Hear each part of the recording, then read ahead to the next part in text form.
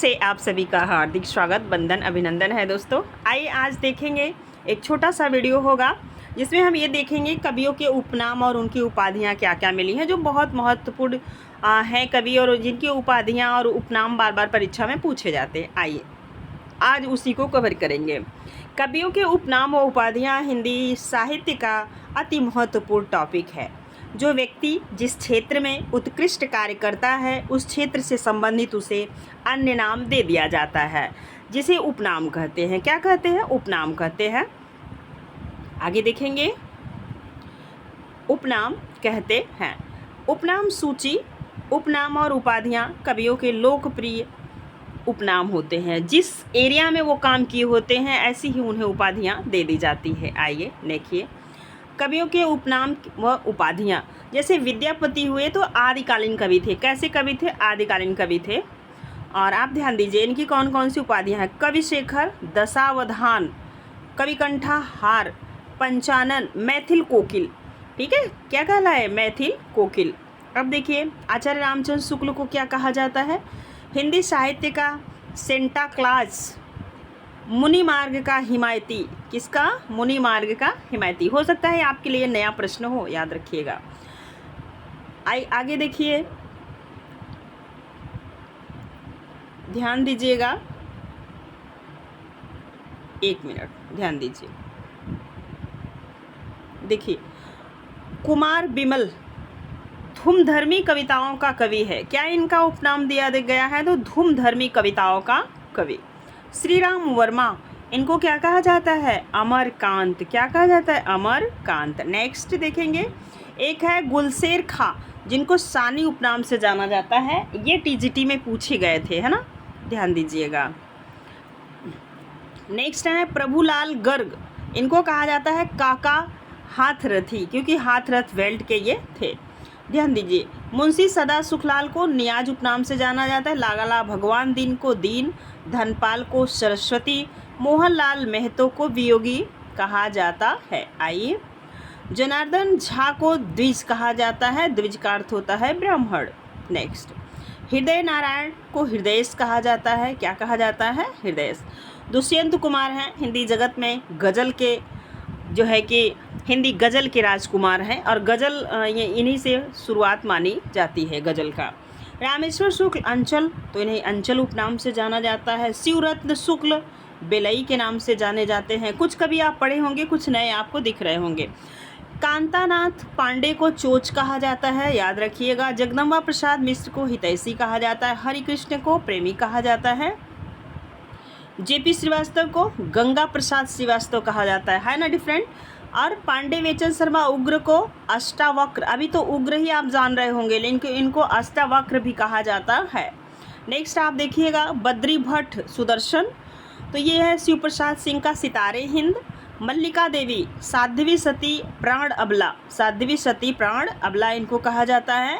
बहुत ही प्रसिद्ध कहानीकार हैं राजेंद्र बाला घोष, बंग महिला इनको कहा जाता है। नेक्स्ट, इनका दूसरा नाम है वासुदेव सिंह, जिनका जन्म जौनपुर ज़िले में हुआ था, और ये जो है किसान कवि कहे जाते हैं। त्रिलोचन इनका उपनाम है। किंवदंती पुरुष है, क्योंकि गांव की किंवदंतियों को इन्होंने कविता में लाया था।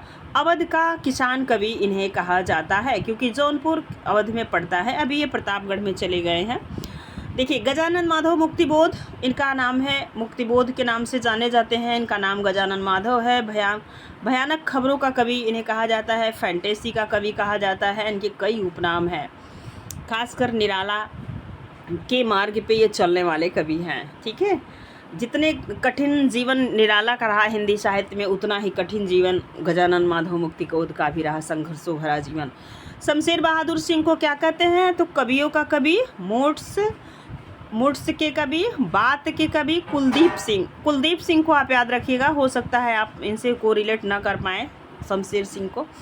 देखिए, अब देखेंगे भवानी प्रसाद मिश्र, बाल मोहन इनको कहा जाता है। सहजता के कवि कहा जाता है। कविता का गांधी इनको उपनाम मिला है, क्योंकि ये गांधी के विचारों से ज़्यादा प्रभावित थे। नंद दुलारे वाजपेयी को स्वच्छंदतावादी आलोचक कहा जाता है, कई बार पूछा जाता है। डॉक्टर नगेंद्र रसवादी आलोचक हैं। आगे देखेंगे घनानंद, इन्हें बहुत उपनाम मिला है। प्रेम का पीर, साक्षात रसमूर्ति, जबादानी का ऐसा दावा रखने वाला, कवि। नेक्स्ट, त्र्यंबकम। त्र्यंबकम वीर राघवाचार्य को कहा जाता है रांगे राघव। कैलाश सक्सेना कमलेश्वर का उपनाम है। रामविलास शर्मा अज्ञा बैताल निरंजन इनको कहा जाता है। आगे देखेंगे विद्यानिवास मिश्र भ्रमरानंद परंपराजीवी सच्चिदानंद हीरानंद वात्स्यायन अज्ञे इनका दूसरा नाम है कुट्टी चातन। कठिन गद्य का प्रेत, अभी कठिन काव्य का प्रेत आपने पढ़ा था, केशवदास जी को कहा जाता है। अभी कठिन गद्य का प्रेत इन्हें जरूर नोट डाउन कीजिएगा, अज्ञेय जी को कहा जाता है। आगे देखेंगे नारायण प्रसाद बेताब। आगे देखिए नेक्स्ट देखिए कृष्ण प्रसाद गौड़ को बेढब बनारसी कहा जाता है। महादेवी वर्मा को आधुनिक युग की मीरा कहा जाता है। जैसे मीरा प्रेम की दीवानी थी और उन्होंने प्रेम को ही हिंदी साहित्य में भगवान श्री कृष्ण को हर चीज़ में माना, ठीक है, वैसे ही इनकी भी पीड़ाएं बहुत थी, जिसे आधुनिक युग की मीरा कहा जाने। धनपत राय, नवाब राय, प्रेमचंद उपन्यास सम्राट, भारत का मैक्सिम, गोर्गी कलम का सिपाही, कलम का मजदूर, इन्हें बहुत सारे उपनाम मिले हैं। नेमीचंद जैन को आलोचकों का आलोचक कहा जाता है। बालकृष्ण शर्मा को नवीन कहा जाता है। सूर्यकांत त्रिपाठी को निराला और महाप्राण। श्रीमान गर्गज सिंह वर्मा इनको कहा जाता है। ये हो सकता है आपके लिए नया हो। हिंदी साहित्य शार्दुल कहा जाता है। जयशंकर प्रसाद को देखेंगे कलाधर, आधुनिक कविता के सुमेरु झारखंडी उपनाम से जाने जाते हैं। माखनलाल चतुर्वेदी को एक भारतीय आत्मा कहा जाता है। जगन्नाथ प्रसाद को भानु, चंद्रधर शर्मा को गुलेरी, बालमुकुंद गुप्त को शिव शंभू के चिट्ठे इन्होंने लिखा था तो शिव शंभू कहा जाता है। सत्यनारायण को ब्रज कोकिल, कविरत्न शीश, गिरधर शर्मा को नवरत्न कहा जाता है। नेक्स्ट आगे देखेंगे, ध्यान दीजिएगा। नवरत्न गया प्रसाद शुक्ल सेनही को त्रिशूल कहा जाता है। राय देवी प्रसाद को पूर्ण कहा जाता है। क्या कहा जाता है? पूर्ण कहा जाता है। मैथिली शरण गुप्त को रसिकेंद्र, राष्ट्र कवि दद्दा के नाम से जाने जाते हैं।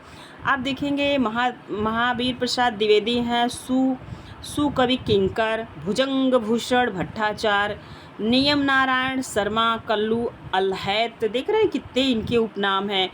महावीर प्रसाद द्विवेदी को जरूर याद रखिएगा। जगन्नाथ दास रत्नाकर को रत्नाकर की उपाधि मिली है। अब आगे देखेंगे तो बद्री नारायण चौधरी को प्रेम घन अब्र, एक रसा और एक अब्र, ये देख रहे हैं रसा। अभी मैं प्रैक्टिस सेट करवा रही थी जिसमें मैंने भारतेंदु जी के स्थान पे हमने बता दिया था, तो ये हम यहीं पे सुधार कर लेंगे दोस्तों, क्योंकि यदि आप वीडियो देख रहे हैं तो याद रखिएगा। प्रश्न था खड़ी बोली का उपयोग उर्दू काव्य रचना के लिए रसा उपनाम से कौन करता है? तो भारतेंदु हरिश्चंद्र। आप यहाँ नोट डाउन कर लीजिएगा। ये गलती हो गई थी मुझसे, ठीक है, मैं अब यहाँ पे सुधार करती हूँ, अपने गलती को मान भी लेती हूँ। आइए आगे चलते हैं। कभी कभी ऐसी गलतियाँ हो जाती हैं, आइए ध्यान दीजिएगा। नंददास को जड़िया कवि कहा जाता है। हेमचंद्र को प्राकृतिक का पाणिनि और कलिकाल का सर्वज्ञ कहा जाता है। क्या कहा जाता है? कलिकाल का सर्वज्ञ। ये यहीं पे ये वीडियो समाप्त करेंगे दोस्तों, क्योंकि ये वाला PDF जो आप देख पा रहे हैं ये हम करवा चुके हैं, है ना, ये रिपीट हो गया है। तो आज के लिए यही इतना ही, फिर मिलेंगे नेक्स्ट वीडियो में। वीडियो पसंद आएगा तो प्लीज़ लाइक कर दीजिएगा, एक प्यारा सा कमेंट कीजिएगा। धन्यवाद।